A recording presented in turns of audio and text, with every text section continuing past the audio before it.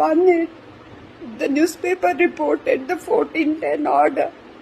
That wasn't clear, and it said ORS can be used, but they have given a clarification today and we have won it. October 15 நம்ம ஜெயிச்சிட்டோம் அப்படின்னு video போட்ட doctor Sivaranjani 3 நாளைக்கு முன்னாடி ஒரு video போடுறாங்க, நம்ம முழுசா ஜெயிக்கல, ஏமாற்றப்பட்டோம் அப்படின்னு. Just not able to sleep with this fear that these companies will try to push their remaining stock into the bodies of our children. என்ன நடந்துச்சு அப்படின்றத தெளிவா சொல்றேன். இவங்க டாக்டர் சிவரஞ்சனி 8 வருஷமா ஒரு விஷயத்துக்காண்டி போராடிட்டு இருக்காங்க. என்ன அப்படின்னா, இந்தியால உள்ள இந்த ஃபேக் ஓஆர்எஸ், அதாவது ஓஆர்எஸ் ஒன்னு நம்ம குடிப்போம் இல்லையா, அது எல்லாம் உண்மையிலே ஓஆர்எஸ்ஸே கிடையாது, அதெல்லாம் சுகரி ட்ரிங்க் தான். நம்ம பிள்ளைங்களுக்கு இதனால நிறைய பாதிப்பு வரக்கூடும் அப்படின்னு கிட்டத்தட்ட 8 வருஷமா போராடி இப்பதான் பாத்தீங்கன்னா FSSAI இருக்குல்ல, அவங்க சமீபத்துல கிட்டத்தட்ட ஒரு 10 நாளைக்கு முன்னாடி இந்த ஓஆர்எஸ் எல்லாத்தையும் பேன் பண்றாங்க. அதாவது WHO அவங்களோட அப்ரூவல் இருந்தா மட்டும்தான் இந்த ORS அப்படின்ற ஒரு நேமே வந்து யூஸ் இல்லாத பட்சத்துக்கு மற்ற நிறுவனங்கள் எல்லாருமே இந்த ORS அப்படின்ற ஒரு லேபிளை வந்து வித்ட்ரா பண்ணிடணும். அப்படி ஒரு ரிசல்ட் வந்த உடனே இந்த அம்மா பாத்தீங்கன்னா FSSAI, அப்புறம் நரேந்திர மோடி, அப்புறம் JP நட்டா எல்லாருக்கும் தேங்க்ஸ் சொல்லி ஒரு வீடியோ போடுறாங்க. அந்த அம்மா 8 வருஷமா போராடி இருக்காங்க, அதுக்கான ஒரு பலன் கிடைச்சிருக்கு அப்படின்ற அந்த சந்தோஷம் கொஞ்ச நாள் கூட நீடிக்கல. அந்த மல்டிநேஷனல் கம்பெனிஸ் இருக்காங்களா, அந்த ஃபேக் ORS வித்தாங்கல்ல, அந்த கம்பெனிஸ் போய்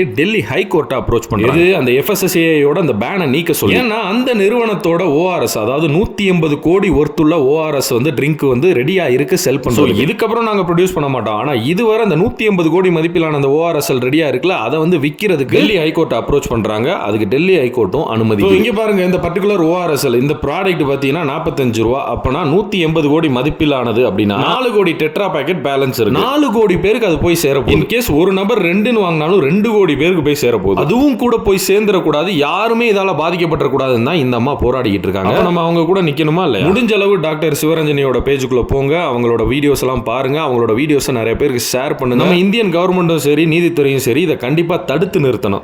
Boycott these companies and boycott these pharmacies if they try to push these liquids into the bodies of our children. I think now I'll be able to sleep peacefully for a couple of hours.